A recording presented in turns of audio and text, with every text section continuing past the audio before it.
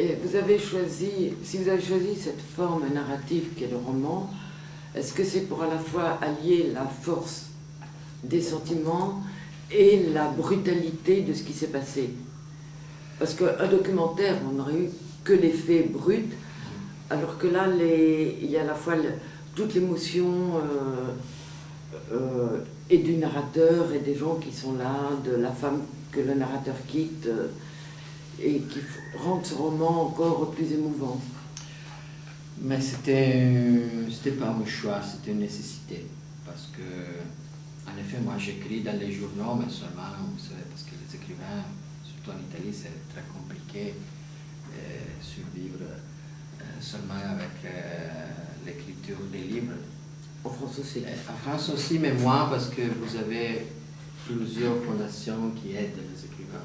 Moi, ici, je suis aidé par la Maison des écrivains de la littérature, par la Maison des écrivains étrangers et des traducteurs, qui sont des institutions qui en Italie n'existent pas. Ici, il y a le Centre national du livre, où tu peux proposer ton projet et avoir de l'argent pour avoir le temps de travailler dans le livre. En Italie, absolument pas.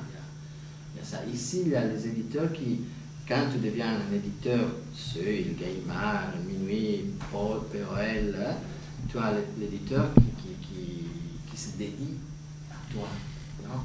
Et qui te donne l'argent. Il y a Jean Roland qui est là à Saint-Nazaire dans cette période-là, et il est là pour écrire son nouveau roman, et POL, normalement, lui donne de l'argent pour écrire un livre, parce que c'est un travail. C'est un travail, non? Alors, si tu as confiance... alors, c'est vrai qu'en Italie, pour revenir à moi, il faut écrire dans les journaux si tu veux payer la lumière, avoir le chauffage d'hiver.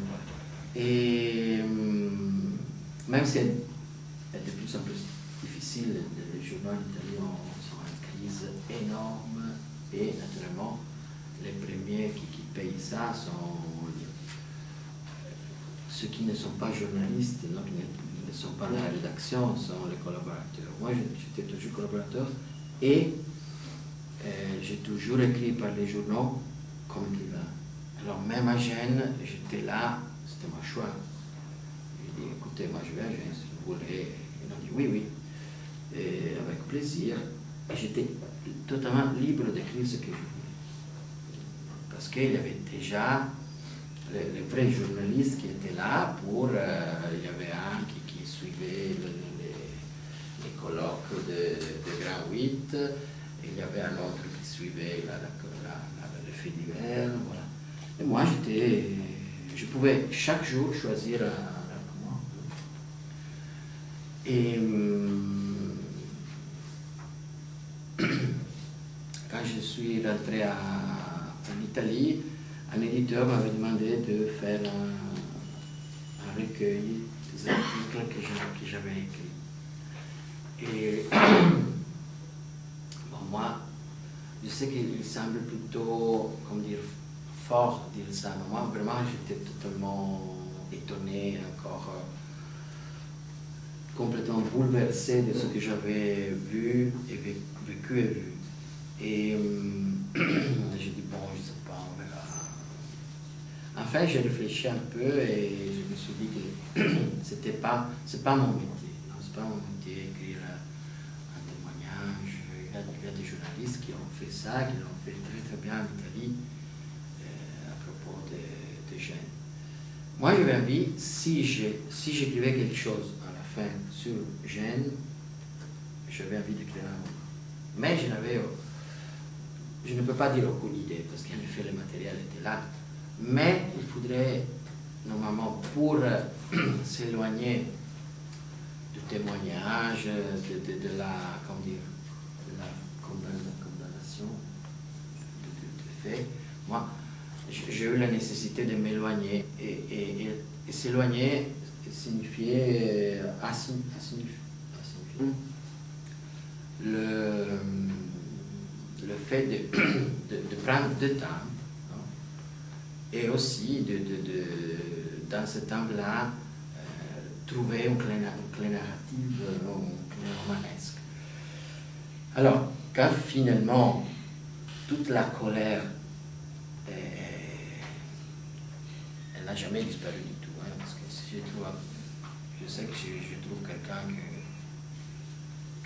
que je sais qui a fait des choses terribles, je ne sais pas, je me suis toujours demandé que le jour que j'ai trouvé peut-être quelqu'un qui je sais qui a commandé de faire ça, je ne sais pas ce que je fais, hein, parce que peut-être que bon, je ne suis pas quelqu'un de violent, hein, mais dire quelque chose peut-être que je l'ai dit.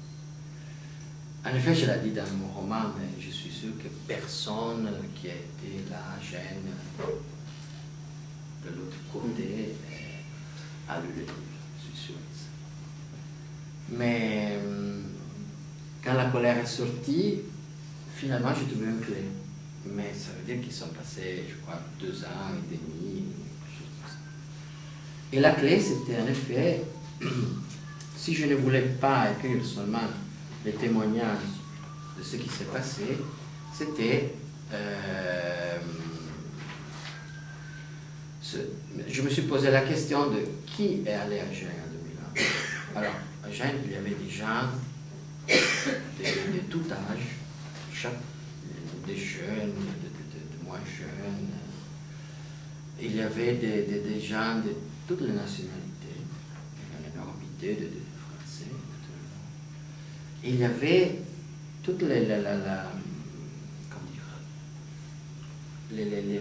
tous les partis, pas politiques, mais il y avait des gens de gauche, de centre, il y avait aussi des gens de droite qui étaient à Gênes contre les jésuites.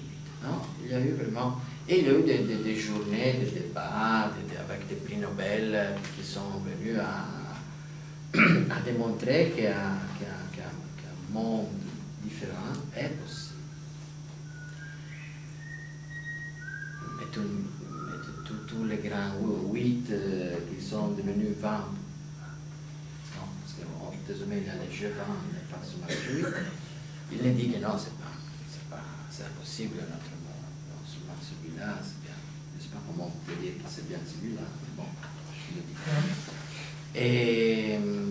Et la clé, c'était quelqu'un qui arrive à Gênes après avoir eu une...